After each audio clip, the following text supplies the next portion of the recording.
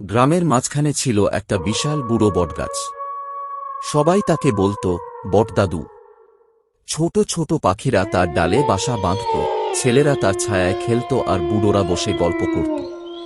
একদিন গ্রামের কিছু লোক ঠিক করল তারা বটগাছটা কেটে ফেলবে, কারণ তারা ভাবছিল সেখানে একটা বাজার বানাবে।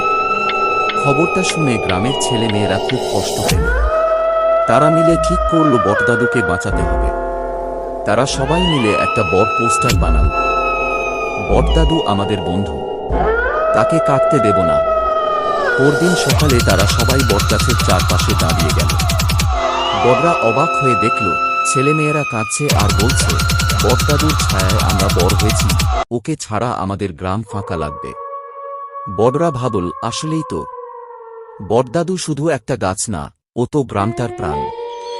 শেষে তারা সিদ্ধান্ত নিল বাজার অন্য জায়গায় হবে। বটদাদু থেকে যাবে আগের মতোই, মাথা উঁচু করে। ছেলেমেয়েরা খুশিতে চেঁচিয়ে উঠল, বটদাদু বেঁচে গেছে।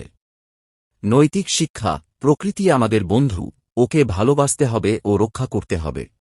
শেষ।